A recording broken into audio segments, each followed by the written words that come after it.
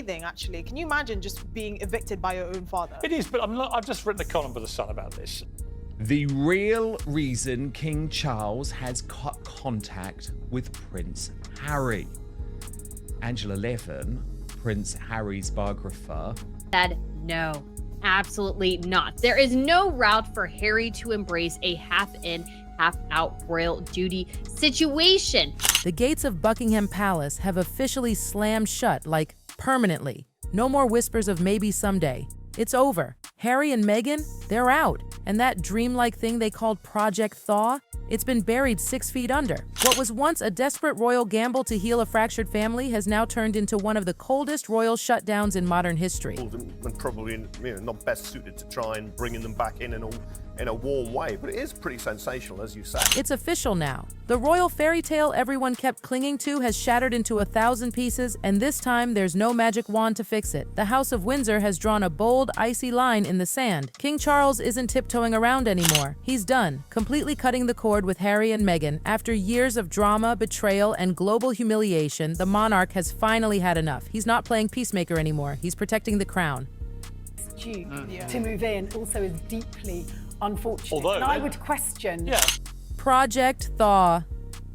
Just the name of it used to sound like something straight out of a royal movie, a dramatic comeback, a reconciliation to melt years of icy tension. Behind those palace walls, it was whispered like a secret peace treaty between two warring worlds, the royal family and the Sussexes. This wasn't just a casual idea, this was a plan, carefully crafted by top royal courtiers, personally sanctioned by King Charles himself, to melt that glacier-sized wall that had formed between the crown and its runaway prince. Like, it's definitely not going to end with Harry getting his patronages back, getting a palace back. The strategy was meticulous, like a well-choreographed performance. Every appearance was timed. Every photo op was staged. Charity events, joint causes, smiling faces. Every move was designed to scream, "Look, the feud is over." It was naive, painfully naive. I certainly think, Kevin, the Andrew bit to me was ill thought through, because that gives all the people who support Meghan and Harry and don't want to believe a bad word about them. I said, well, really? You're going to put the guy that paid this woman who says he never met millions of dollars to avoid... Even Meghan's dazzling Paris Fashion Week moment wasn't some spontaneous spotlight grab. No, every outfit, every pose, every whisper of a royal comeback was part of the palace's quiet PR ballet. They thought a few strategic photos and a sprinkle of charm could thaw out a frozen royal relationship. But the problem? The world was watching too closely. Up with Charles meeting his grandchildren. And that has to be the end game here, I would suggest. The royal team didn't see the biggest red flag coming, the public's radar for fakery. After years of Meghan and Harry's headline-grabbing theatrics, people had developed an instinct. Every move Meghan made screamed calculation, not reconciliation. To the world, this wasn't a royal fairy tale revival. It was a Hollywood rebrand wearing a tiara. And the backlash? Oh, it was brutal. Social media shredded it, headlines mocked it, and even loyal royal watchers couldn't stop rolling their eyes. I said, well, really? You're going to put the guy that paid this woman who says he never met millions of dollars to avoid having his day in court? You're going to give him their cottage because somehow he's better? All I would say to counter that... Instead of Meghan glowing like a redeemed duchess, she looked performative. Instead of a warm family reunion, it looked like a PR circus. The British press had no mercy. They called it what it was, a carefully staged illusion. And in that single moment, what was meant to be a soft thaw turned into a full-blown ice storm. Given that 5-bedroom house is adding insult to injury for them, I do think it's a bad move. I mean, if he needs a house, let him get on a council waiting list like everybody else. Why should he be gifted a multi-million-pound with 2 orangeries and Meghan Markle's yoga room? By the time the public reaction reached King Charles's desk, the message was blindingly clear. Nobody was buying it. Project Thaw hadn't just failed, it had detonated. Meghan's team pointed fingers at the palace. Palace insiders blamed Meghan's obsession with controlling the narrative. And in the middle of it all stood Charles, realizing something he had tried to avoid for years. You can't thaw a heart built on PR strategy. A man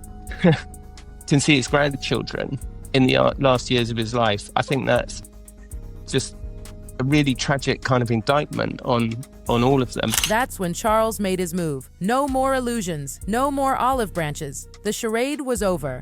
I mean, how wouldn't realistic want will that. that be? Well, no, but the thing is, this old man doesn't need a 5-bedroom house. I think he needs a 1-bedroom flat in Stevenage. Well, apparently Andrew doesn't even want Frogmore Cottage. He wants to stay where he is, which is a much larger property. Yeah, So which is true. he would be seeing it as a demotion. The final blow came swiftly. One quiet afternoon at Clarence House, King Charles sat down with Prince William behind closed doors. No press, no aides, just father and son, the two men now carrying the entire weight of the monarchy. And their conclusion, it's done. It's over. Sources say Charles looked tired. Tired in a way only years of betrayal can cause. Tired of Harry's explosive interviews, Meghan's endless media circus, and their habit of turning every olive branch into a tabloid headline. Every private moment had become a public weapon. After reviewing the mess around Meghan's planned return visit, the final stage of Project Thaw, Charles and William didn't hesitate. They pulled the plug. No more funds, no more coordination, no more chances. One insider put it bluntly, they've turned every gift into a weapon. Within days, discreet memos spread through royal departments. Cut all communications with the Sussex team. Suspend joint ventures. Pull back security privileges. In royal language, that's not a warning. That's a royal divorce decree. And Charles didn't stop there. According to Palace Whispers, he personally ordered his private secretary to erase the Sussexes from future engagements entirely. Not just in practice, but in principle.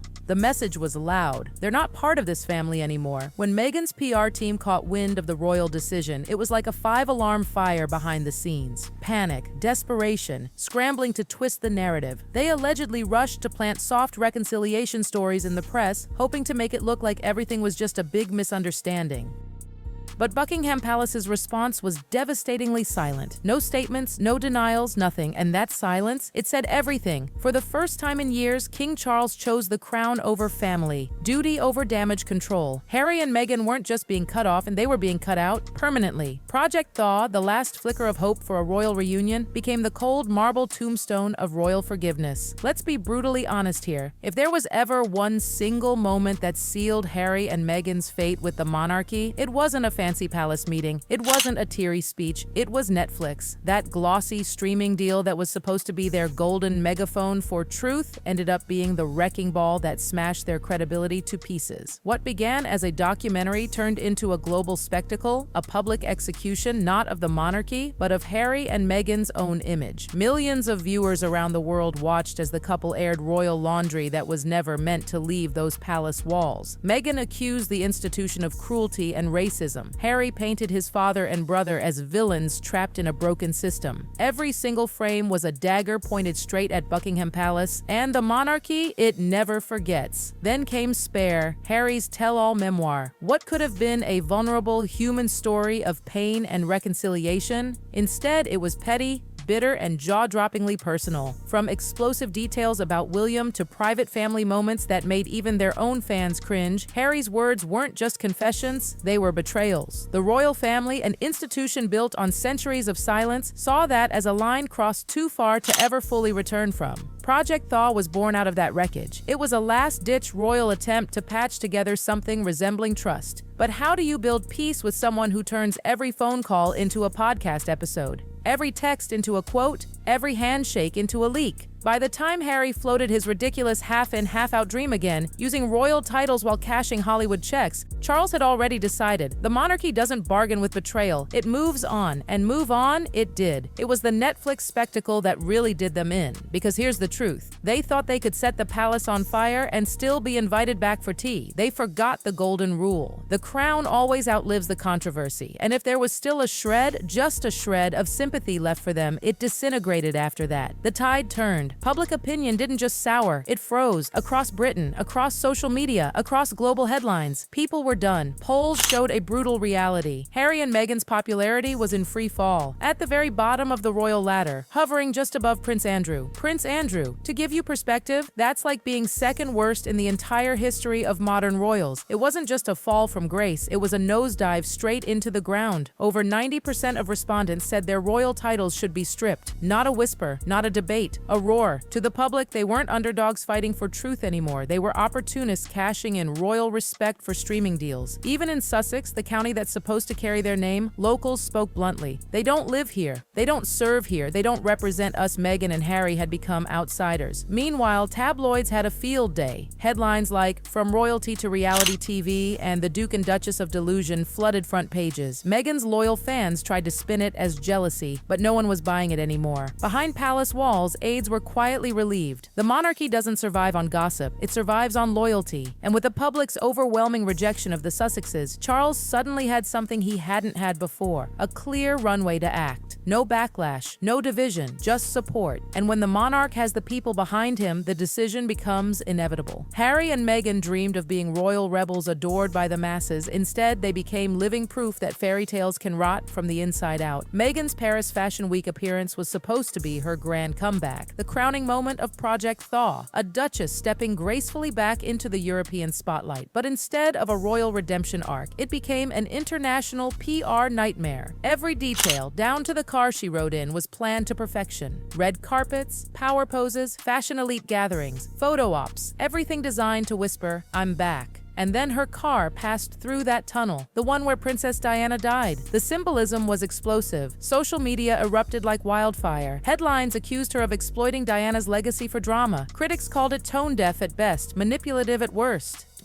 Even some of her closest elite allies were reportedly uncomfortable. It was the exact opposite of what Project Thaw needed. Royal security experts and insiders were baffled. Meghan's every move is planned to the millimeter. There's no way she didn't know what that moment would signal. Whether intentional or just a catastrophic miscalculation, the damage was irreversible. Memes flooded Twitter. French tabloids mocked her. The Paris moment wasn't a triumph. It was a stunt gone painfully wrong. Buckingham Palace reportedly watched the fiasco unfold in real time, with one reaction: this is exactly why Project Thaw can't work. Meghan's obsession with optics had collided head-on with royal tradition. Meanwhile, Harry seemed lost in his own little world, busy with Hollywood, memoirs, and sound bites. He couldn't save the image, he couldn't save the plan, and honestly, he couldn't even save himself from becoming irrelevant in the eyes of the monarchy. By the time Meghan left Paris, what was supposed to be a carefully orchestrated image rehab had turned into the perfect justification for Charles to freeze them out completely. The palace didn't have to issue a statement. They didn't have to throw shade. The public outrage did the talking for them, and Charles listened.